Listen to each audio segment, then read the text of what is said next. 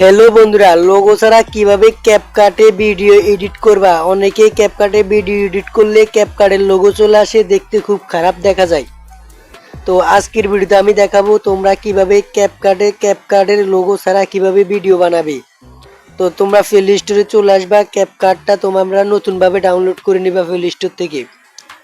তো প্লে স্টোরে এসে লিখে সার্চ দিবা ক্যাপকাট, ঠিক আছে, CAP ক্যাপকাট। হ্যাঁ, ক্যাপকাট লিখে সার্চ দিবা প্লে স্টোরে। আসার পরে নতুন আপডেট আসবে, আপডেট করে নিবি। আপডেট করে নেওয়ার পরে তুমি ক্যাপকাটের ভিতরে আসবে। আসার পরে তুমি এখান থেকে যে কোনো একটা ভিডিও চয়েস করবা। তোমরা তো এইভাবে ভিডিও বানাও, তো আমি এখান থেকে একটা ভিডিও চয়েস করে নিলাম, ঠিক আছে। এখান থেকে একটা ভিডিও চয়েস করে নেওয়ার পরে তোমরা যেভাবে ভিডিও বানাও ওভাবে এখান থেকে ইউজ টেমপ্লেট এখানে ক্লিক করবা। তারপর এখান থেকে তোমার পছন্দের একটা ছবি বা যা দাও দিবা। তো আমি এখান থেকে আমার পছন্দের একটা ফটো এডিট করতেছি। হ্যাঁ, তো তোমাদেরকে দেখাবো ক্যাপকাটে কিভাবে লোগো ছাড়া ভিডিও এডিট করা হয়। তো উপরে যদি লক্ষ্য করো এখানে দেখতেছো যে ক্যাপকাটের যে লোগোটা আছে এটা কিন্তু এখানে শো করতেছে। তো এটা কিভাবে রিমুভ করতে হয় এটা দেখাবো। তো এখান থেকে সবকিছু ঠিকঠাক যেভাবে দরকার ওইভাবে তুমি দিয়ে দিবা সবকিছু। তারপরে এই যে উপরে এক্সপোর্ট অপশন আছে না, এই এক্সপোর্ট অপশনে একটা ক্লিক করে দিবা, ঠিক আছে।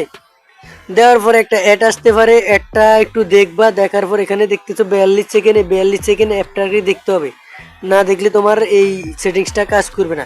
তো আমি অ্যাডটা স্কিপ করে দিচ্ছি।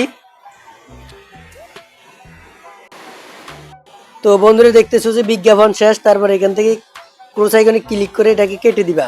কেটে দেওয়ার পরে এখানে আমরা সবচাইতে মারাত্মক ভুলটা করি।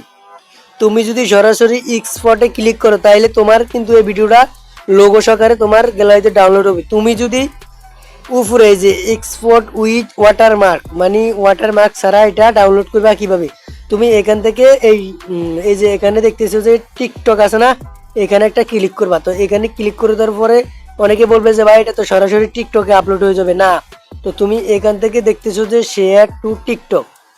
তো শেয়ার টু টিকটকে এখানে একটা ক্লিক করে দিবা। আবার এখানে ক্লিক করে দেওয়ার পরে একটু অপেক্ষা করবা, এটা লোডিং হয়ে টিকটকে চলে যাচ্ছে। তো এখান থেকে আবার নিচে পরবর্তী অপশনে একটা ক্লিক করবা, ঠিক আছে। তো পরবর্তী অপশনে ক্লিক করে দেওয়ার পরে তুমি আবার এখান থেকে ব্যাগে চলে আসবা। আসার পরে এই যে এখানে দেখতেছো যে নিচে একটা এরো আইকন আছে, এই যে এরো আইকন একটা ক্লিক করে দিবা। ক্লিক করে দেওয়ার পরে একটু উপরের দিকে স্ক্রল করার পরে এই যে দেখতেছো যে সংরক্ষণ আইকন আছে, ঠিক আছে। এই যে সংরক্ষণ আইকন আছে, এখানে একটা ক্লিক করবা।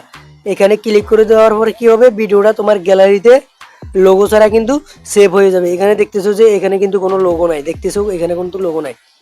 তো এভাবে লোগো ছাড়া সেভ হয়ে যাবে। তো আশা করি তোমরা বুঝছো, না বুঝলে আমাকে কমেন্ট করবা, আমি তোমাদেরকে সম্পূর্ণ প্রসেস বুঝিয়ে দিব। তো তুমি এবার এখন থেকে চাইলে টিকটকে ভিডিওটা আপলোড দিতে পারো, আর নাইলে তুমি তোমার মতো এডিট করতে পারো। এখান থেকে ব্যাগে দিয়ে বেরিয়ে আসলে কিন্তু এটা টিকটকে যাবে না।